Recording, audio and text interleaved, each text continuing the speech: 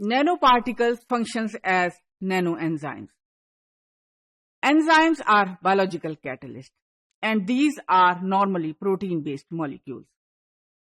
लेकिन रिसेंटली ये बात दरियाफ्त हुई है कि मुख्तलिफ किस्म के नैनो स्ट्रक्चर्स और नैनो पार्टिकल्स भी एंजाइमेटिक एक्टिविटी प्रोड्यूस कर सकते हैं. इस एंजाइमेटिक एक्टिविटी में catalase, oxidase, peroxidase and superoxide dismutase enzyme activity शामिल है. इन नैनो पार्टिकल्स में मुख्तलिफ मेटल्स के ऑक्साइड मसलन cerium oxide, iron oxide, gold और different carbon materials शामिल हैं.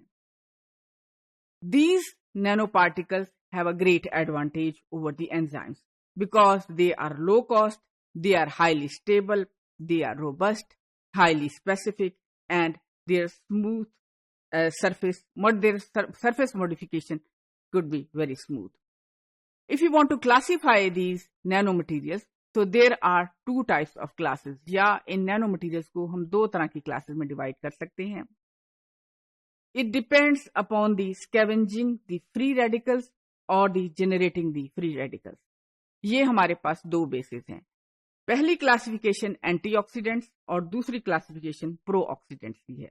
पहली क्लास में सुपर ऑक्साइड डाइम्यूटेज एंजाइम और कैटालेस एंजाइम शामिल हैं, जबकि दूसरी क्लास में परऑक्साइड मिमेटिक नैनो पार्टिकल्स और ऑक्सीडेज मिमेटिक नैनो पार्टिकल्स शामिल हैं. यानी कि वो नैनो पार्टिकल जो सुपर ऑक्साइड डाइम्यूटेज और कैटालेस एक्टिविटी को मिमिक करें या उसको शो करें, और दूसरी क्लास में वो एंजाइम जो कि परऑक्सीडेज एक्टिविटी या ऑक्सीडेज एक्टिविटी को शो करें. In this slide you can see 4 types of different nano particles. The first nano particle is iron oxide. It has an ability to show oxidase activity. The second particle is gold nanoparticle. The gold nanoparticle is able to show peroxidase activity. Cerium oxide can show catalase activity and superoxide dimutase activity. हमने पिछले modules में oxidase और peroxidase activity के मुतालिक काफी कुछ पढ़ रखा है. So in this module we will restrict ourselves to superoxide dimutase activity, which is shown by the cerium oxide nanoparticles. Superoxide dimutase activity is the detoxification enzyme activity, and it is the most powerful antioxidant enzyme in the cell. हमारी body में super oxides produce होते हैं, and these are produced as a byproduct of the oxygen metabolism.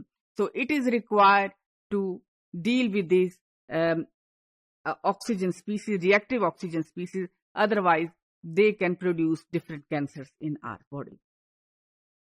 अगर हम superoxide dismutase enzyme की classification या families देखें तो in our cells there are 3 types of superoxide dismutase enzymes, and all these enzymes are metal dependent. It means they are metalloenzymes. They required metal for their functionality, for their functioning. First is the copper zinc type SOD. Second is the iron and manganese type SOD. And third is the nickel type SOD. Structures of these 3 dimutases are shown in here. यानी कि इस enzyme की activity के लिए metal की presence लाजमी है.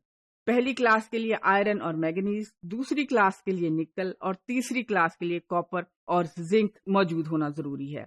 इन ions की प्रेजेंस में दिस एंजाइम डज नॉट की एब्सेंस में this enzyme does not act. अच्छा, अब हमारे पास कौन से ऐसे नैनो पार्टिकल्स हैं जो कि एसओडी एक्टिविटी को प्ले कर सकते हैं? The cerium oxide nanoparticles are able to show 2 types of different activity. One is superoxide dimutase activity and other is the catalase activity. Cerium एक lanthanide है, it is a metal and it has 2 oxidation states.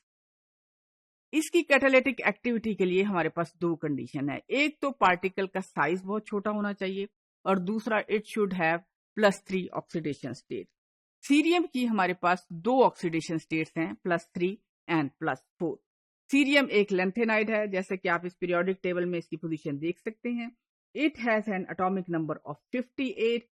The most interesting thing is the its outer most cell configuration. It has a variable electronic configuration. The energy of 4f electron, 5d electron and 6s electron is more or less same.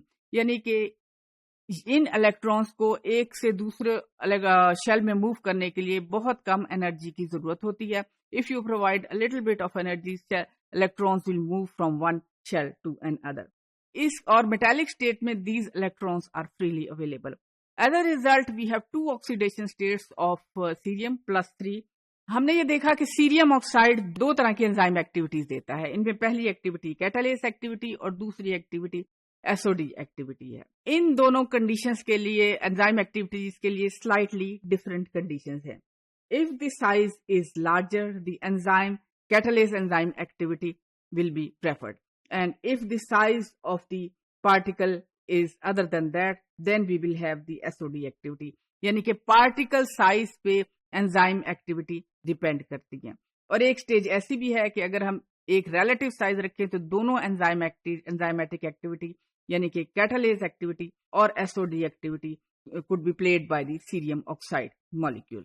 Now the assignment. So we have to define that what is a nanoenzyme and how nanoenzymes are comparable with the protein enzymes.